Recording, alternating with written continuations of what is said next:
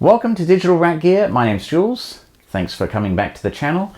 Today we're going to have a look at racking and in particular the decisions about what order you put things in a rack and how do you configure it and make sure it works best for you.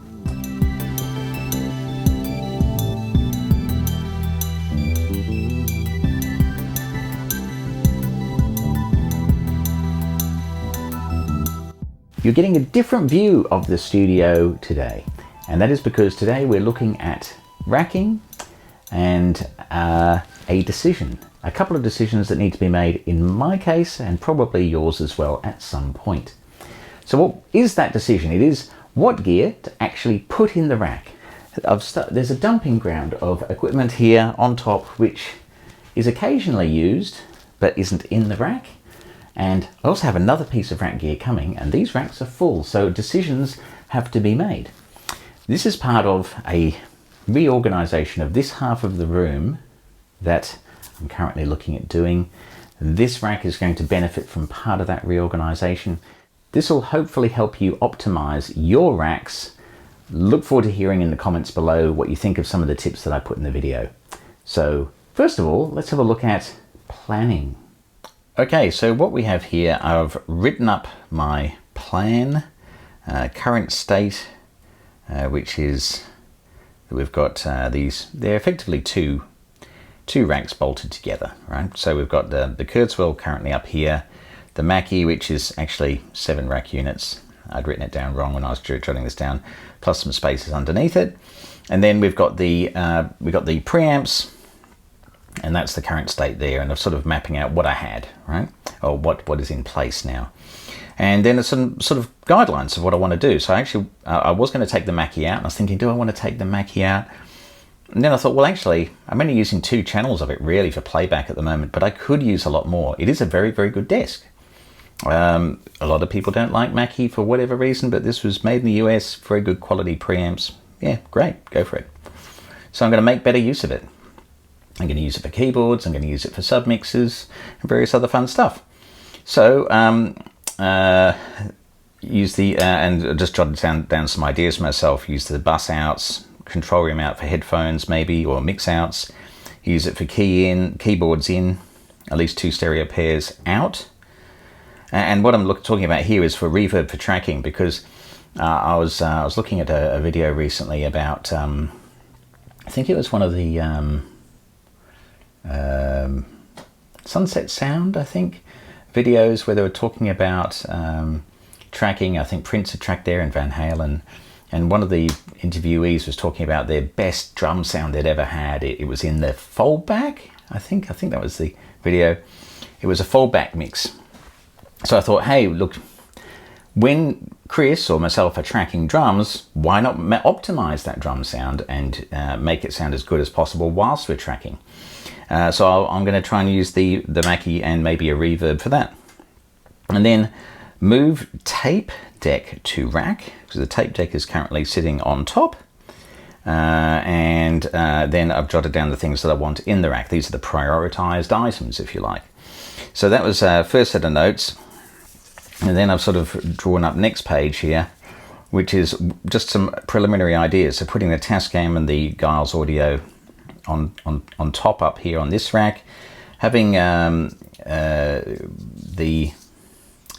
preamps on here, and maybe putting a Korg A1 in to work with the Mackie mixing desk to see if I could use that for the reverb. Now the interesting thing about the Korg A1, because it's got a loop, an effects loop in it, you can do some really funky stuff and with some sidechain keying.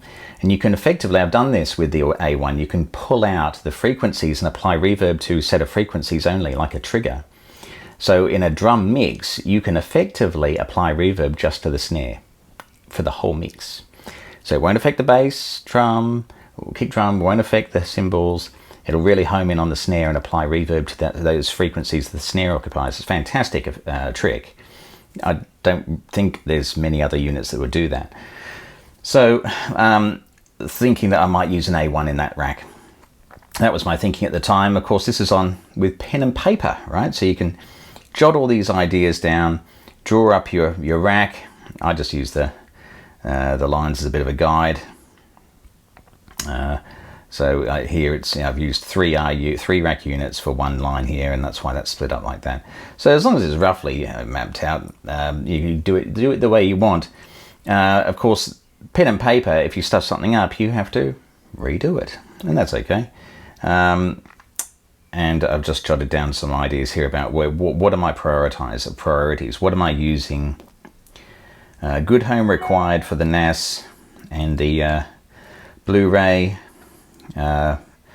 We've got these micro racks, 1 units and so on. What do I want to do with those? Well, I'm not sure. So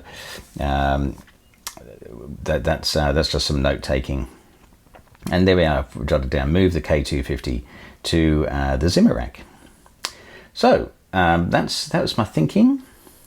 However, I then took that thinking and I applied it into a computer so I can move things around and do a bit more thinking before I get the drills out and start moving gear.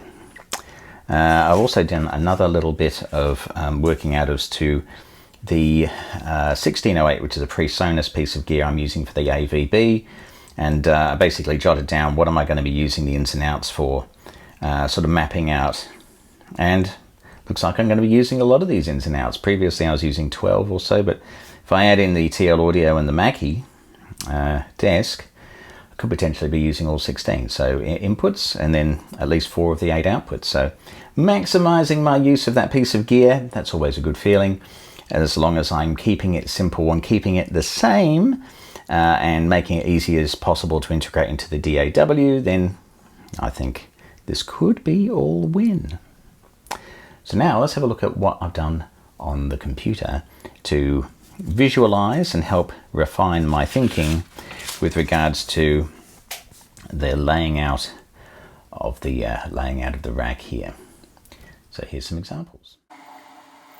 So this is an example of using PowerPoint to lay out your racks. I've simply done a bit of a mock-up of the racks that I've shown you, and this is what I call the Zimmer rack, because it's wooden. And this is the gear in that rack, and I'm going to be using part of this rack, rationalizing this one, as well as resorting out this one, and there's all the stuff on top that I showed you. So how am I going to do that? Well, I've done a couple of mock-ups, and my end state is actually going to be here. I'm going to be moving the cursor all over here. It's extremely heavy, so I'm putting it on the most stable part of this piece of furniture. The Myo 10, same principles, very simple layout, don't need to be able to see it in detail. The modules that I do need to be able to see the screen and really control, if I'm not using some sort of iPad app, just good to be able to edit those in at face height. And the 2000R, which needs a battery replacement. Now, I'm not the NAS and the Blu-ray. I use the NAS and the Blu-ray, the NAS for backup and the Blu-ray quite often. So I've got to work out an effective way to put them, but theoretically they can still fit in here. And some gear is being removed because so the valve mixer and the Behringer mixer there, and some of the Boss gear is going to be used for other purposes. So I'm putting them in there as a temporary measure.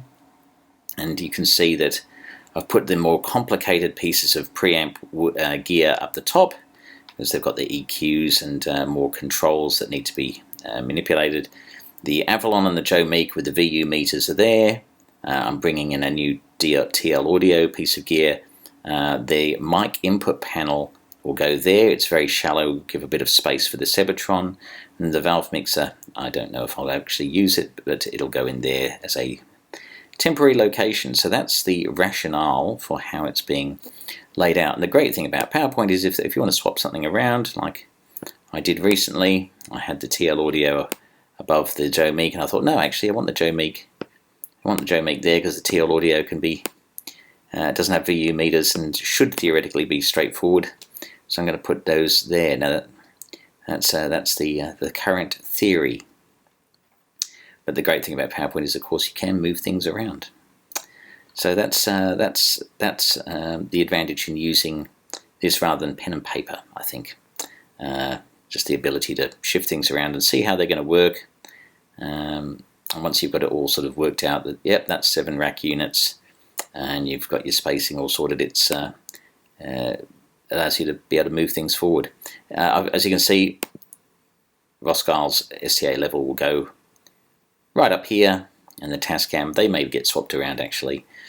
The 234, yeah, let's do that. 234 will probably go there. That way, the beautiful multiple valve compressor that Ross Giles has made for me will get pride of place, and also have the space to breathe. Because it's pitched backwards, this part of the rack, there's plenty of space at the back for it to breathe. So there you go. Current state, future state. So I've got my plan here. This is after I tried the pen and paper. I've gone to the laptop and I've been able to change things around, and this is the plan that I'm going with. So we're now going to redo the racks, and hopefully this really works best for how my preamps are going to work, and also optimizing these racks.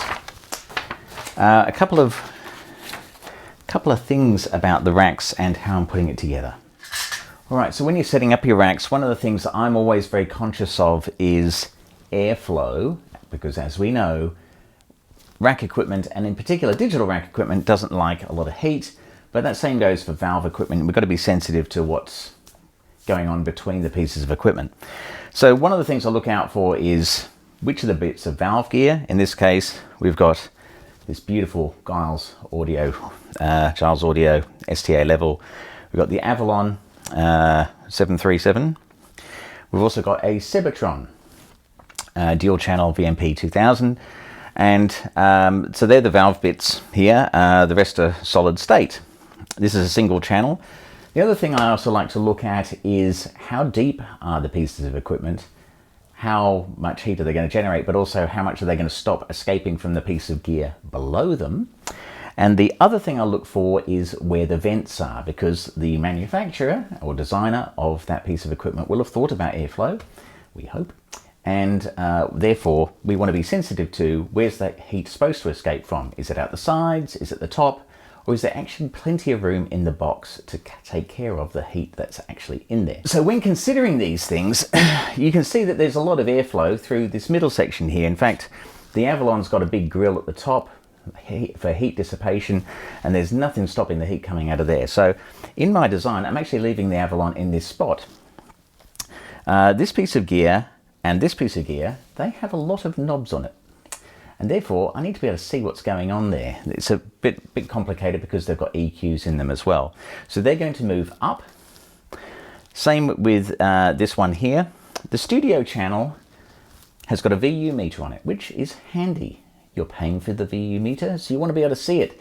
So whilst this has got a simple layout and it's got a compressor in it as well, I'm probably going to move this down so I can see the VU meter, but so it won't be down the bottom, but it certainly doesn't need to be near the top, because it's the simplified layout makes it easier to control down below than some of the other pieces which need a bit more fine tuning and attention.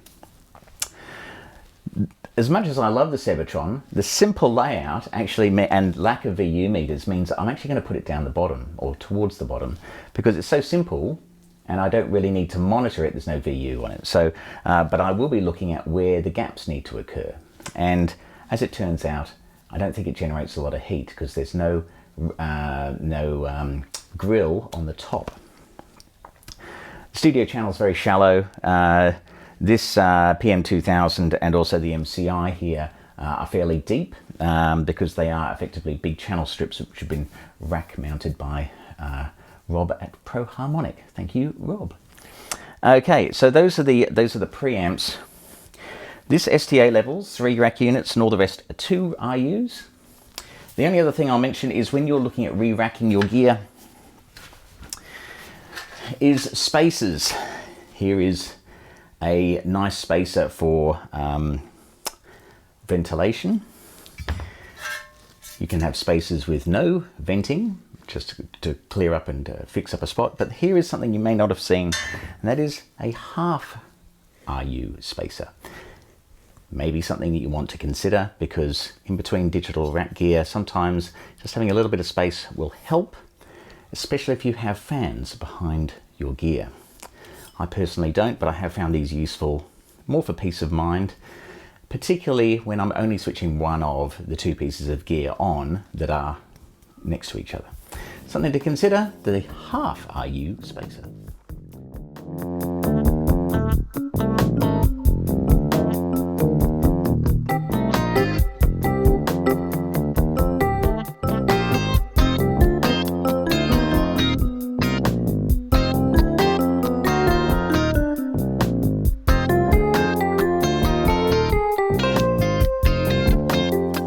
Okay, so now we have got our racks in order, and let's have a look at what I did behind the racks. What I'll typically do is I will do power first, and then I'll do audio. Then if there's MIDI involved, I'll do the MIDI equipment, and then I'll do the other things like networking and so on.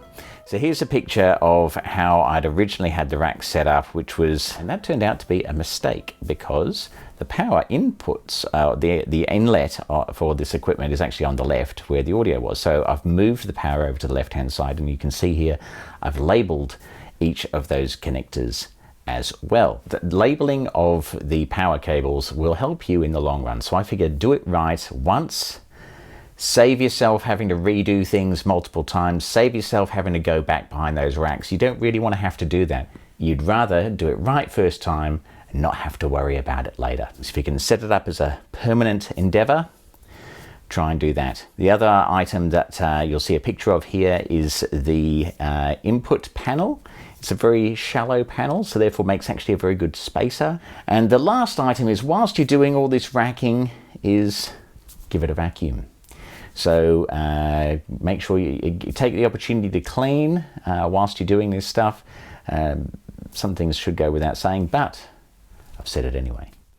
I hope you got a lot out of that episode about prioritization, planning, and setting up your racks for success. And if you did, and if you have any other ideas or comments, please pop them down below in the comments, and I read them all. So please do share your thoughts, any ideas you've had, anything maybe I've missed, please share with the community below. Thank you for being part of this awesome community. There's a number of really great people who put comments quite regularly up on the channel. I deeply, deeply appreciate what you're doing to support the channel, to keep the engagement going. I love it. Actually, thank you so much. It's very encouraging to me, and it actually encourages me to make more content for you. Please also hit like and subscribe, and if you haven't subscribed, hit the subscribe button and the notification bell so you are notified when I put up more content, which should be a little bit more regularly. So here's hoping you have a wonderful start to 2023, a great New Year's, and I look forward to bringing you more soon on digital rack gear. Until then, keep tracking.